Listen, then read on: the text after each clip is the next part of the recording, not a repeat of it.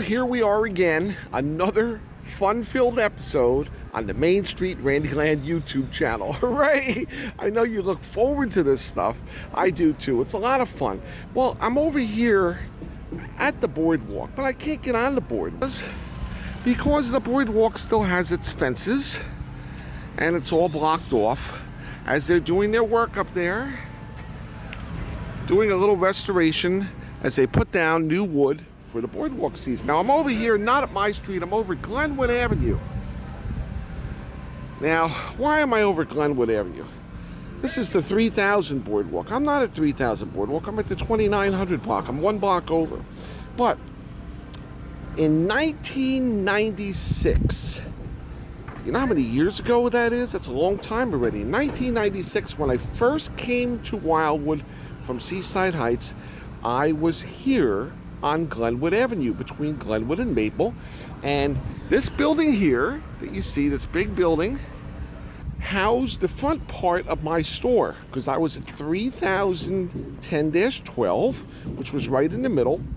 And at the back of the building, going down the block here down Glenwood, where you see this parking lot, this here was the Wildwood Bowl boardwalk and roller rink, and it connected to the front building through the back of the center store on this block, which they filled in and they put doors now.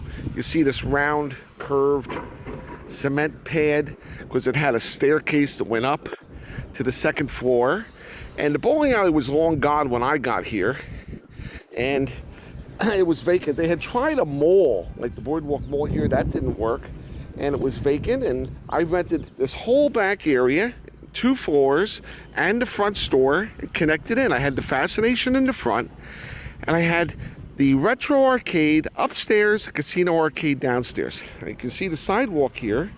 This was the entranceway into the lower floor, and you could go up the stairway to the second floor, and it was really very, very nice. It was called the Big Top Carnival of Fun Multi-Level Extravaganza and Amusement Arcade Museum. So that was my start here in Wildwood. Took almost a year to put it together. It was open for half of a summer, and they condemned the building. Now here we are. Gosh, you know, it's over 25 years, and here we are, and we have the big red X with the white crisscross there, the red sign with the white X. And that sign, if you ever see one, that means condemned. So this building is still condemned, but for some odd reason, they've condemned only part of the building. I don't know how you can condemn part of a building, but that's what they've done right along, because it has 2 floors of apartments above it that haven't been habitable for decades, and that's the entranceway to go upstairs. So they don't allow anybody to go upstairs, but they allow the stores in the front to open, which, go figure, I don't know. Now, this property was recently sold, and the details they put out on the internet is they're going to build a big hotel here. But a big hotel, they want to add 2 more floors above, and they want to have swimming pools on the upper levels, and I don't know. I just don't know. You see this area here? We're a little bit against the sun where that's wood. You can see a nice crack going down the stucco. This building is only stucco on some metal studs instead of 2x4s, and the studs run out, and there's no support in between. The structure, of course, is stress core below, but there's a lot of problems here. There were a lot of problems from the very, very beginning when I was here. But they're putting a beautiful boardwalk down in front of it, and maybe they will be able to turn this into something. Who knows? But this was the main area of my retro arcade. Fascination was in the front, and you walked right through Fascination in order to get to the back building. It was really neat. Just reminiscing a little bit, and I'm going to walk across here. There's a big old building there. Gosh, I remember many, many years ago when that had a sign right across, and that said Safari Casino. Do you remember the Safari Casino? Well, if you do, you're pretty old like me, because that goes back to probably the mid to late 1970s. It was shut down from then on. Look, there's another car parked in, blocking the access way. What's that say? No parking. Well, here we are over at my ramp, going up at 2900 Boardwalk at Magnolia Avenue. Yes, they are still working on the boardwalk, as you can see. They're putting down that special rainforest hardwood, which is actually very, very nice. It'll last a long time, but it's harder for them to put it down. They got to really cut through it and drill through it. They got the fence open so we can sneak a peek up here. You can see how beautiful the wood is. No more cement tram slabs. Instead, they have the vertical boards going, and that's where the trams will ride. And they've only got about half of it, a little more than half of it done width-wise. No railings or anything of this nature, but it goes all the way down. You know, it's such a beautiful day out here today that I came over to the arcade to try to get some stuff done, because before you know it, it'll be time to open. And I've just been so busy with other projects this winter. I didn't get to go to Florida, I didn't get to do anything, but I'm over here now at the Retro Arcade. Fascination. Fascination. Everybody loves Fascination. This year I'm planning on opening for Easter, but since I don't have a front door to the boardwalk, we're just going to open from our side doors and just do Easter weekend, and then I'll close again for a few more weeks, giving them a chance to finish the boardwalk. And as soon as they're done, we'll reopen again in May for the season and get rolling. This time of year, I don't carry my keys hanging on the side of my belt. I carry them in my coat pocket, but it's winter and my coat is just kind of worn out, kind of waving at you through my pocket there. Hi. That's the left pocket. And how's the right pocket doing? I can always use the other side. Oh, hi. Well, I guess pockets are out on this one. You know how many coats I ruined this way? Here we are. So, we'll go inside. Maybe I can find something to do. The place is a mess right now. And I usually don't like to bring people inside to mess land. Hey, Zoltan and the fortune teller, there they are. We got piles of stuff all over the place here. But Fascination, how you doing, kids? All right, well, you can see I still got a lot of work to do in here as I try to move stuff around, but, well, I guess we can show you this. Here we have something I'm adding this year. This is, do you know what it is? It is a Brunswick Air Hockey. Brunswick was the beginning of air hockey, and they were very recognizable by their red bottoms right across there. The legs are gray, but the main body is red. They're slanted. They go into the slant kind of like a pool table, which makes them extra hard to move. The play surface is that beautiful blue. You don't see these Brunswick air hockeys around anymore. And, well, you know, they came out in, I'm going to say 1975, because I was still a kid playing in the arcades, and I would say even before that a little bit, because I started playing Fascination in 74, and I was at Fascination all the time. And I remember playing the Brunswick Air Hockey in Seaside Heights at the Casino Arcade, and that was before Fascination, so it couldn't have been too much. Had to have been early 70s, 71, 72, in that area. It was a big hit. People used to have to stand in line to play the air hockey machine. They would lay their quarters on the machine, telling the players that they're next because they got their quarters up, and if you don't have your quarters up, you're not playing again. And they used to have an attendant standing there to make sure that everything went all right and people didn't fight over playing the air hockey, and I guess the puck didn't get lost or the mallets or anything of that nature. So these are the originals. These are the originals. The reason you don't see them is because the tabletop of the air hockey is a Formica type of composite. And that's on some type of a meshed material along the line of a press board. The sides are definitely a press board, but the upper top is some kind of a hardboard material underneath this Formica. And what happens is people are abusive to it. And they take the mallets and they slam them down on the machine. And if you can see on the camera these lines that are kind of into it, they're kind of scratched through. The channels for the air actually run the long way on this machine. That's why you see that kind of a a grooved marking to it. If this didn't have a cover on it, you would see channels for air. And all these little pinholes that are in the machine have to bring the air up from the channels to make the puck glide on the machine. Now, there happens to be a puck sitting here, and this uses the larger size pucks, which are, I think it's a 3¼ inch. They have since, manufacturers have since switched that to about a 2½ inch puck, but the larger puck is, I think, an easier game to play because it's, easier to hit because it's larger. Makes sense to me.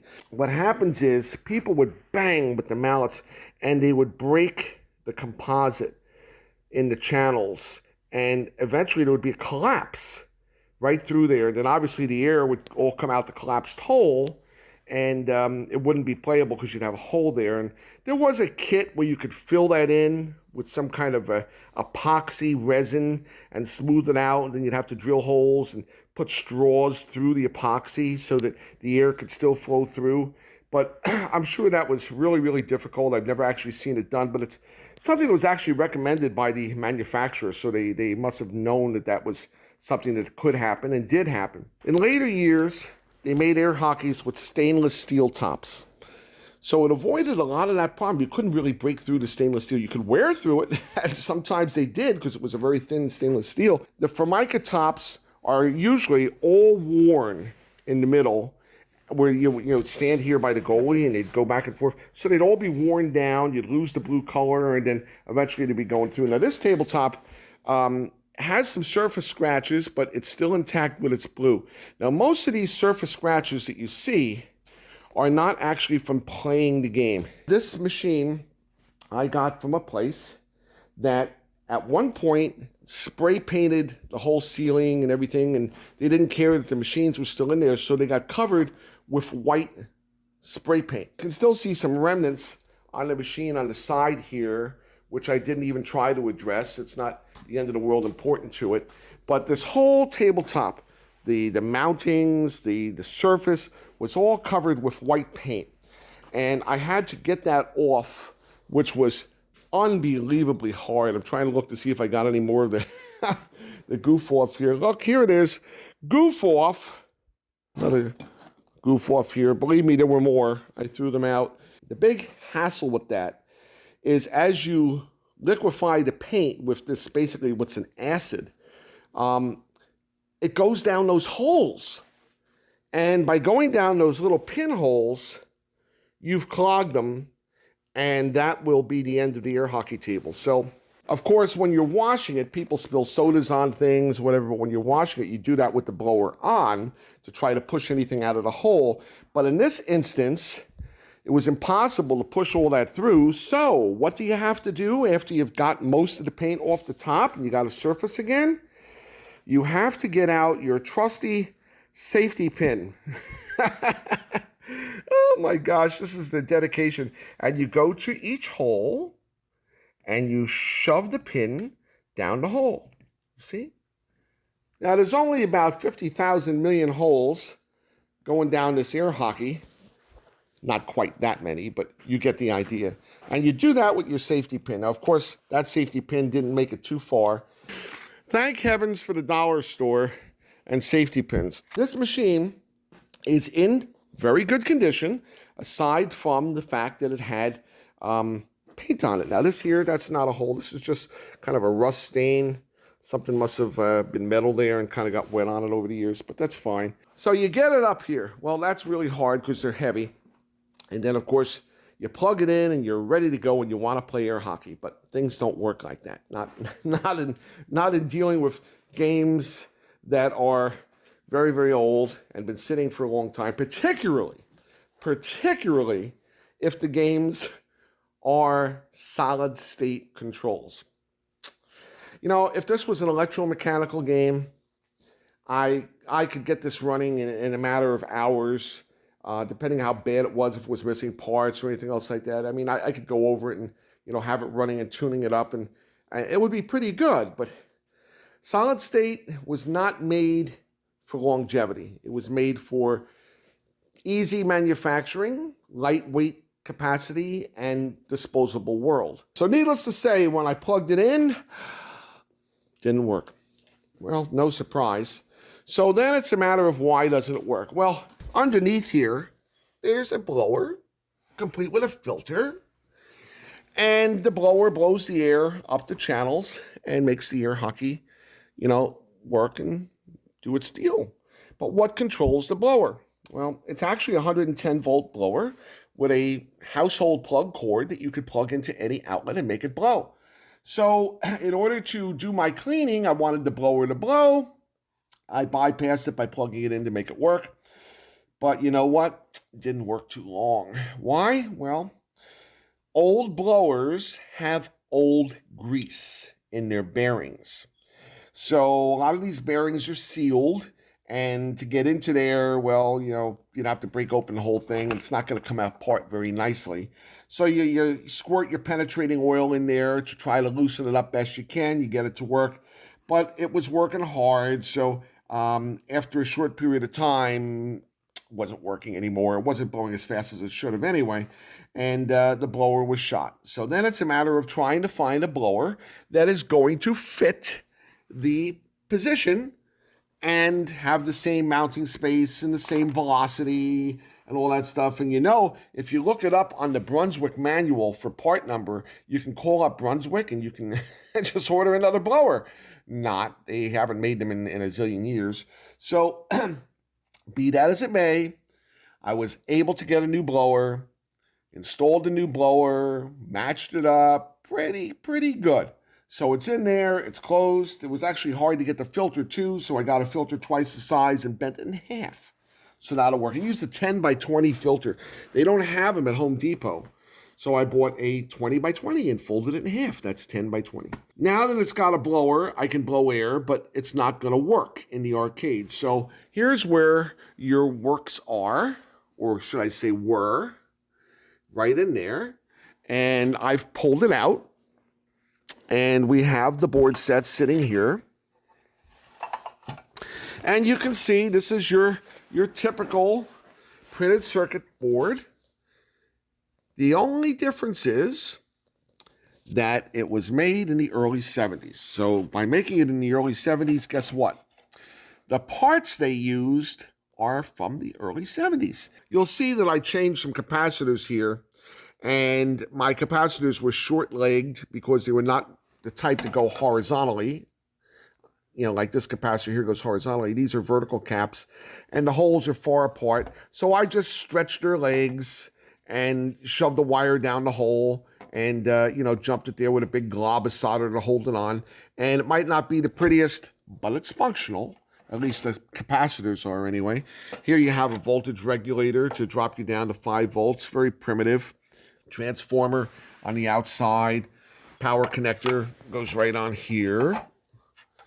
This board mounts with brackets, as you see, on there.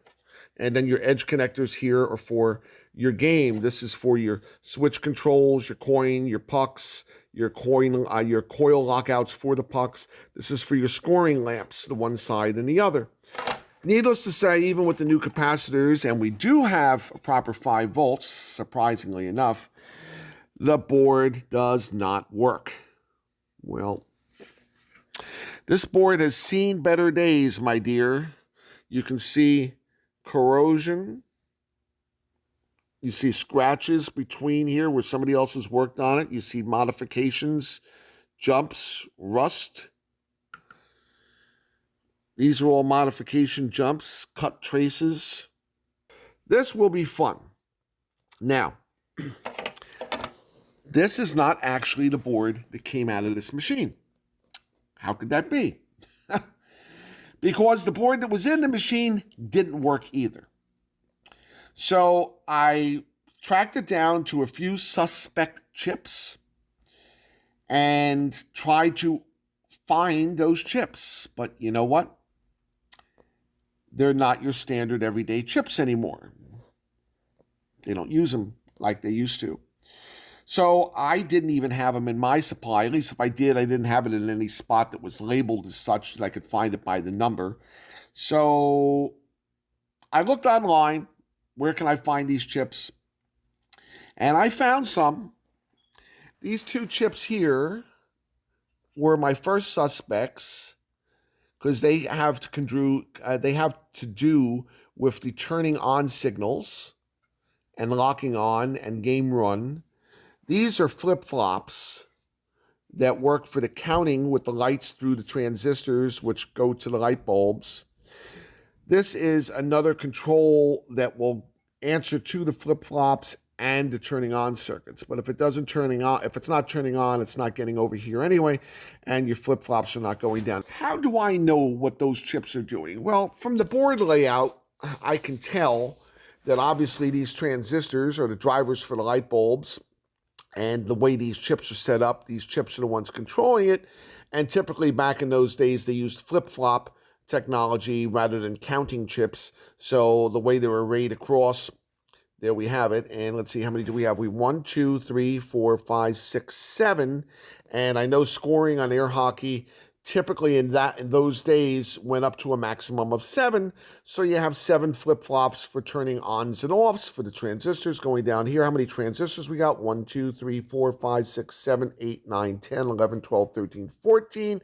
So you have 7 for one side, 7 for the other side, with the 2 edge connectors going to the situations for the lamps.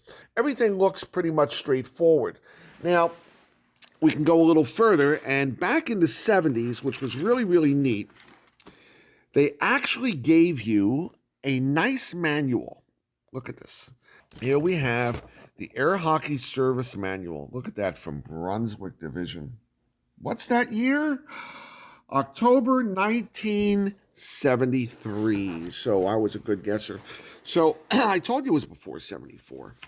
All right, so now what's really nice about old service manuals is back in the day, they actually gave you some information that you can use.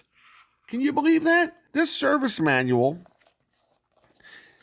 actually not only is going to show you, look, as if you don't know that that's the puck and that's the goalie, and those are the rails and the scoring, as if you wouldn't know that. You know, a lot of the stuff they just write, this is how it was packed. It actually came in 3 boxes where you had to assemble it. Really interesting. It even tells you how to play air hockey. That's really interesting because we got to remember, back then, people had not seen air hockey. This was something new, so they had to give you instructions on how to play it. Here's your blower below. Remember I told you about the air filter that covers it. Here's your blower that goes in there for mounting, and it's showing you how the air connects with the cabling, putting on your legs. Now you got to remember, games in this era were not typically made solid state. They were still making electromechanical. So here we have a solid state game, and they figured, well, they're not going to be able to fix this, and they're right, because the mechanics back then simply didn't know how to do this. So here we have the air hockey theory of operation. The electric controls for the Brunswick Air Hockey game are contained in a replaceable printed circuit control board that is accessible by cables to the scoring lights, power supply, centrifuge blower, puck switches, and coin switch. Circuits on the control board reset the scoring counter and initiate the controls to turn on the centrifuge blower, releasing the puck, and enable the puck switches and score counting circuits. Now, that's really pretty good for somebody who doesn't know. Let's jump ahead a little bit. The scoring circuits record goals and turn on the scoring lights sequentially until one score reaches a count of 7. At this time, the control circuits are reset, which turns off the blower, energizes the stop puck solenoids, and should be de-energizes the stop puck solenoids, and disables the puck switches. The score lights remain on for 20 seconds and are then turned off in a preparation for the next game. Okay. Well, we're assuming that it takes more than 20 seconds to get in between because it would reset by the next coin. Contained on the control board is a power supply to provide 5-volt plus to the integrated circuits and the transistor circuitry, and power control circuits to control the centrifuge blower, motor, and stop puck solenoids. All right, now we're going to get into the good parts here. Look at the details. The controls for the Brunswick Air Hockey game can be divided into 3 parts. Turn-on controls. That's what I was telling you about with those 2 chips that I said for the turning on controls. Counting controls and off controls. The controls will be discussed in that order. Now, look how intricate they're getting here. Turn on control. These controls are comprised of coin switch, A10-A, A10-B, Q2, A-11, Q3, Q20. Prior to the insertion of a quarter, 25 cents. 25 cents in 1973. You know how much that is today? In the coin slot, A10 pin 3 is low at 0 volts and A10 pin 6 is high at 5 volts. The output, A10 pin 3, holds the counting controls A10-D, A8-D, A10-C, A8-C in a disabled condition. The output of A10 pin 6 holds Q2 off, disabling the blower motor and de-energizing the stop puck solenoid. You got that now? Okay. As the quarter is inserted, the coin mechanism and the coin switch activated, capacitor C9 discharges through R24. As the coin switch returns to the NC position that's normally closed, pin 1 of A10 goes low, setting the flip-flops, see, I guessed it right, flip-flops, comprised of A10A and A10B. The output of A10 pin 3 being high enables the counting circuits. A10 pin 6 being low turns on Q2, which turns on the opto-isolator photocoupler, and A11 and transistor Q20. As the phototransistor and the opto-isolator A11 conducts, gate bias is applied to triac Q3. Q3 conducts the power is applied to the blower motor. Q20 conducting applies power to the 2 stop puck solenoids, which release the pucks into the return slot of the goal. The output of A10 pin 6 is also fed to A9 pin 1, causing the output of A9 pin 3 to go high. This action starts a time delay circuit approximately 8 to 10 minutes composed of R17, C8, and Q5. This circuit will terminate at the game after the time delay, and if required, 7 goals have not been made by one of the players. With the counting circuits enabled, the blower motor on, and the puck released, play is ready to begin, and each goal is made. As each goal is made, the puck switch closes, resulting in the score counting advancing. As both score counting sections are identical, only one will be discussed. Well, this is really actually quite detailed, and it tells you the whole story. Now, for those of you who really don't know what they're talking about, when they're talking about A10-D, they're talking about a chip A and the position 10-D, A8 position D. This is what they're coding to. The Q is a transistor or a triac. The C obviously is a capacitor. R is a resistor. And we're going down the line. We've got a lot more to this, which we're not going to go into right now. But here's something very important that they've included. They have a block diagram of the internal mechanisms of some chips here. And these are the chips that they've used. They used an MC846, MC848, and an MC853.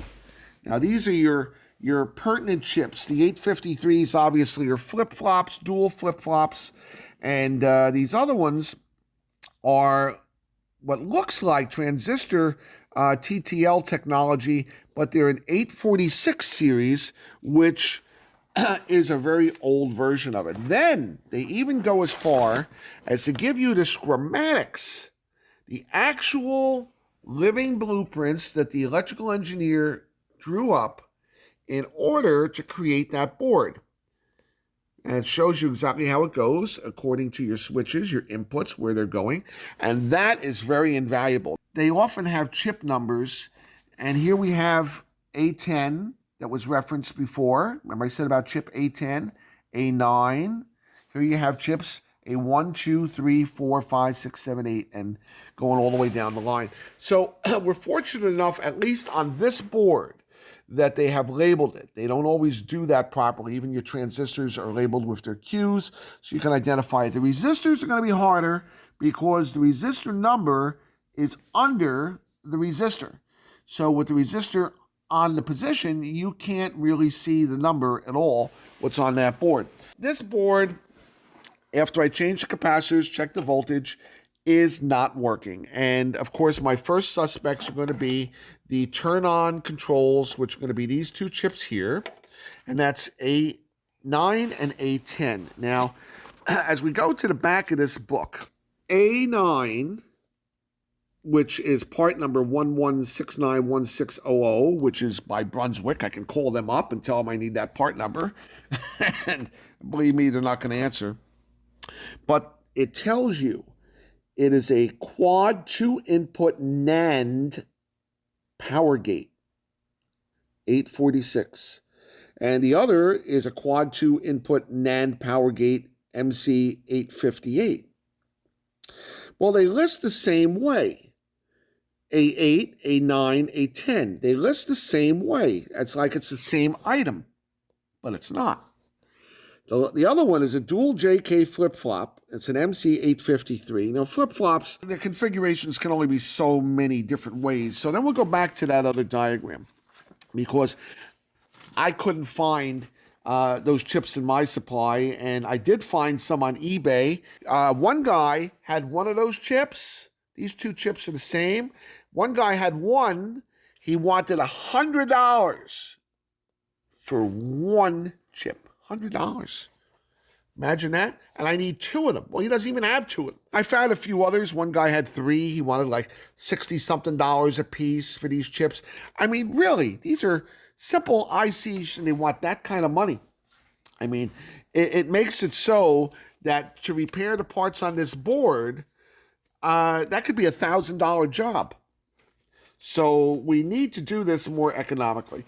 I did find a couple of those parts on eBay, usually by international sellers that are selling parts from old stock, typically in China. And they were much cheaper. Wasn't $100 a chip, but they're not 50 cents either. So, it adds up and it gets up there. The important thing here is that we have the internal diagrams of those chips. And by combining that information with the back part here, where it tells me that they are quad 2-input NAND power gates. Well, a NAND gate means that these two inputs here, looking at A, the two legs that go into A on pins 1 and 2, if they are both positive, then pin 3 is going to be the opposite because it's a NAND gate. It's not an AND gate. If it was an AND gate, if 1 and 2 were positive, 3 would be positive. But a NAND gate reverses it. So if 1 and 2 are positive, 3 is negative. If 1 is positive and 2 is negative, then it's not going to be a flip. So positive, positive gives negative. So positive, negative would give positive. It's only a stupid chip. And I've gone through enough of this stuff to know that that looks to me the same as a 7400 chip. The 7400 series chip, very common series as you got into the later 70s, into the 80s. They still use them to today. So I got out my engineer's book from back when, and I looked up what a 7400 is, and sure enough, this 846, MC846, is an identical footprint pinout as a simple 7400 chip. And a 7400 chip is also a NAND gate. Theoretically, a 7400 chip should substitute for this 846. Now, the only thing that disturbs me is they called it a power gate. Now, 7400 chips are usually TTL technology, which they run to each other. They communicate to each other. They don't go to anything external. And in this instance, these chips are going to be driving transistors and triacs, and it might be too much power for them to do that. So that's why they might be power gates and might not be able to get away with using a 7400 in this application. And just talking to themselves, yes, but talking to something else that's going to have to pull a little more current, the 7400 series might not be able to handle it, whereas these maybe do. And I'm speaking hypothetically just based upon the situation. So here's the other board. This is still mounted onto the slide-in wood. Now you will notice that in this instance, I have already put sockets on these two chips because I removed the old ones, and I put sockets, and I also put a socket on this one there. The flip-flops are original where they're soldered to the boards. And if we look closely, since I didn't have the chips I need, Engineer Randy has substituted the 7400 chip, your typical Texas Instruments SN 7400. They're both 7400s. Now this one I have replaced with MC858. Why is that? Because I've already repaired this board. And on this board, I was able to make it function for starting and turning on with the 7400 chips, but it would not play. And the playing was controlled by this chip here. And that one, which is a little different, the pinout, the layout is different. I found a chip that was a 4000 series chip, a 4011 I think it was, and I tried the 4011, which should have had the same characteristics, but it did not work. So there was something different about this chip and the other chip. So I happened to get one through an old supplier, and I put in the proper chip that they wanted, and that has cured the problem, and that's working. Now, all the flip-flops are working, and I didn't even change these capacitors. They are working, and this one looks really pretty crappy. So it's probably going to have to get, ordered to the proper one size and, changed over there. But for right now, this board works. But you'll notice something odd about this board. Number one, this board is definitely in better condition than the other board. It's cleaner, but look at the difference in the right-hand corner. Right here in the right-hand corner of that. So let's look here. They are not the same. They've eliminated this part here with a heat sink. And, no, that's the same, but they've eliminated here rectifiers. And they've eliminated this small chip here. Now, that looks like it would be an opto isolator. And they're notorious for failing. And I'm sure I'm not going to be able to get another one.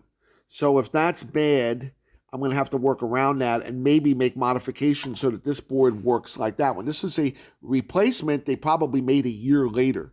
So what did they get rid of here? This is a triac.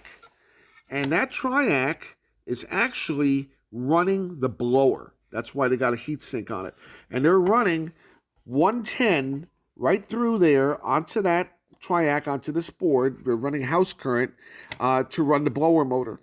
That's not exactly a good idea. Now, how did they get around that? Well, if we look at the unit that this board mounts to, you see that the wires that connect on that back connector, all right, would simply be giving you power, and this socket here on the bottom is where the blower would actually plug into, just like a regular house current, but it is controlled by this board through this edge connector that's going into this triac.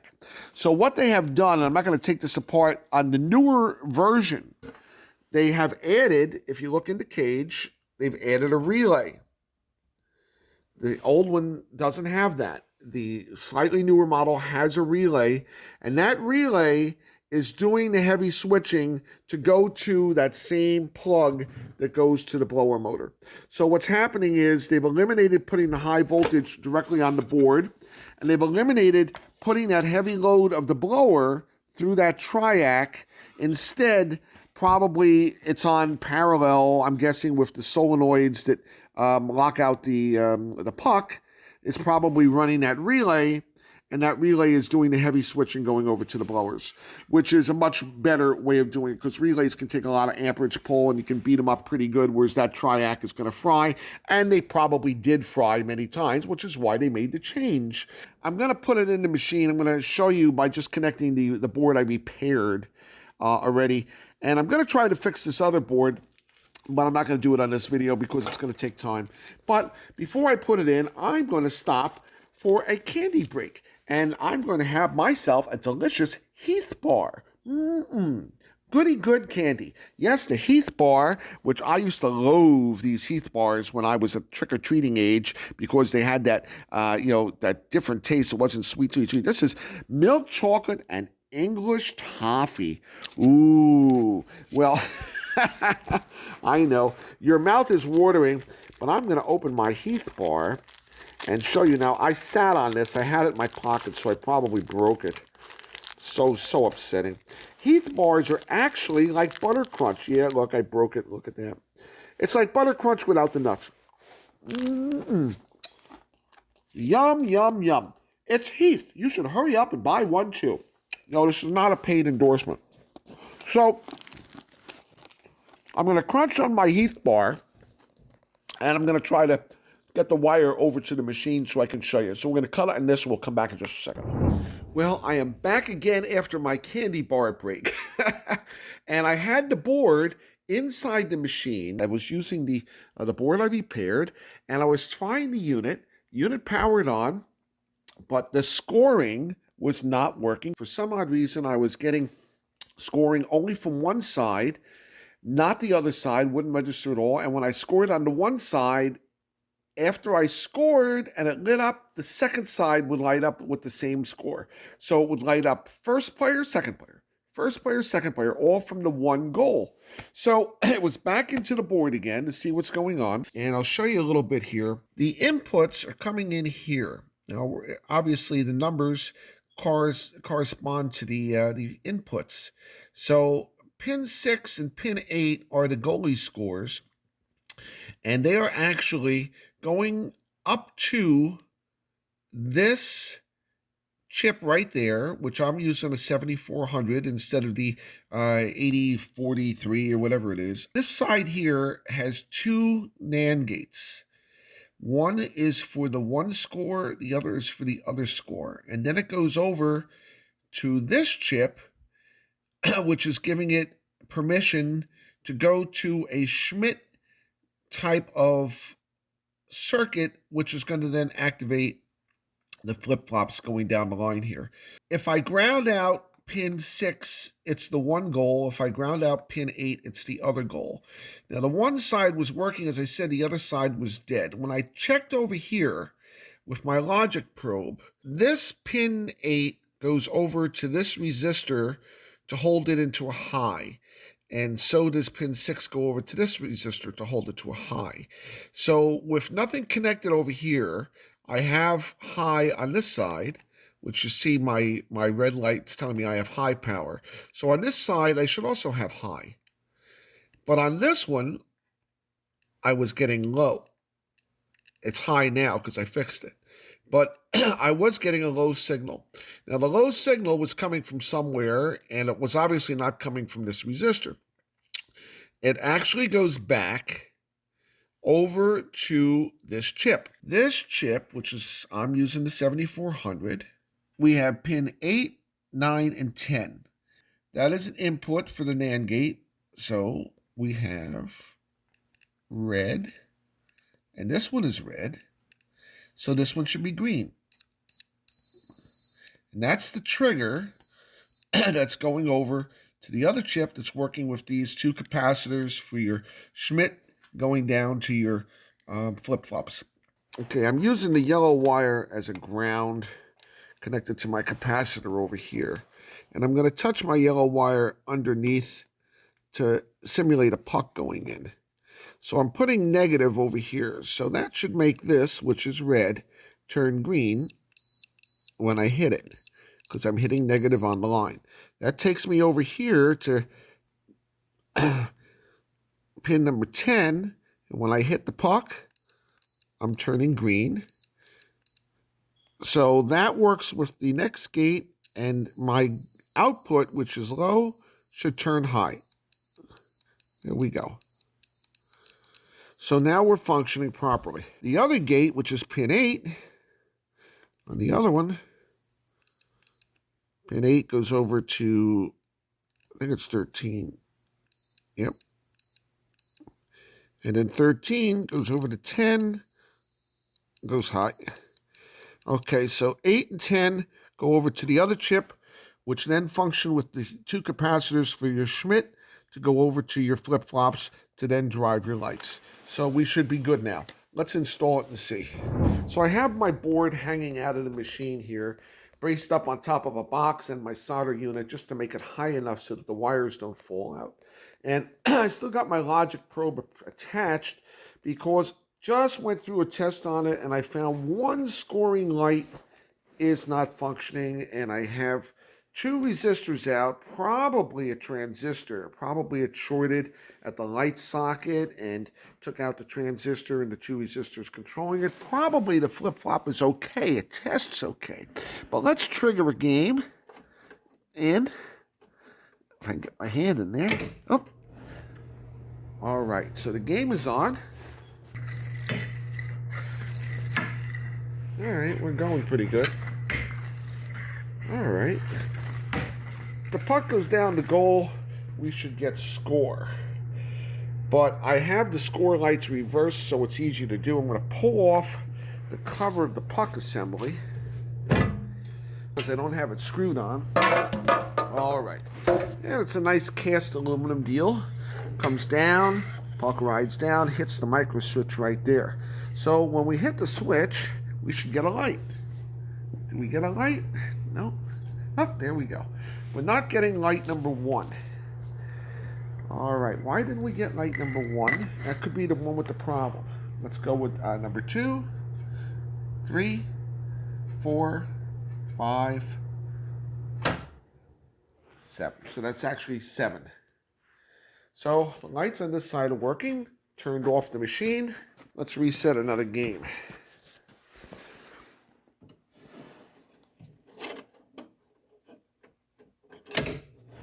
All right.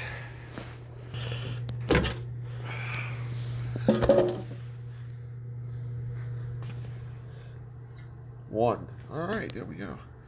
2, 3, 4, 5, 6. Last one should turn the game off. Perfect. So, you notice the puck solenoid came out at the end of the game. Otherwise, the puck would be continuing to go through. This stops the puck inside the machine. So, the Brunswick Air Hockey, for all intent and purposes, is functional at this point. We have one light bulb out on score number 1, and I have the scoring reversed as far as which light because I wanted to be able to hold the camera. So by flipping this switch, that score should go on, and I have it going on this one and vice versa. The lights just went out because the game is over. Perfect. So now it's a matter of reassembly, and I have to find just the right value resistors and probably another transistor for that light bulb. I think it's a standard PNP transistor. Shouldn't be too heavy of a current. I probably have that. I should have the resistors. And if there's nothing wrong with the light socket, and I know there's nothing wrong with the light socket because when I switched the two lights on the plugs, the problem went with the plug. So if there was a short on the light socket, it would have shorted out the other transistor when I put it onto the other leg of the board. So this board is functional, and I'll probably replace those resistors and transistor before I put it back onto the wooden carriage and back into the machine. This other board, well, I guess I'll work on that tomorrow. I got one working, but I want to have two because this is an old board. It goes back to 1973, as we said.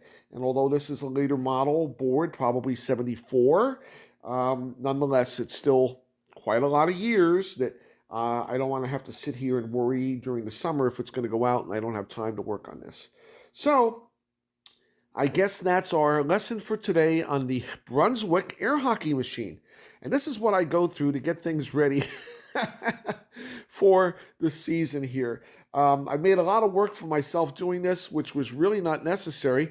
I have several other air hockey machines. I have the stainless steel air hockeys with the overhead scoring and all that stuff.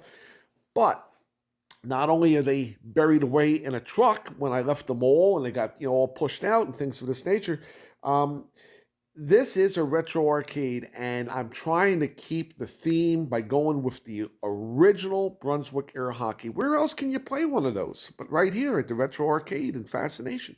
So we'll get it going. We'll finish it up, and we'll work on the next board, and we'll see you next time on the Main Street Randyland YouTube channel. Hooray! Bye-bye, folks. Yes, air hockey time. Gotta love it.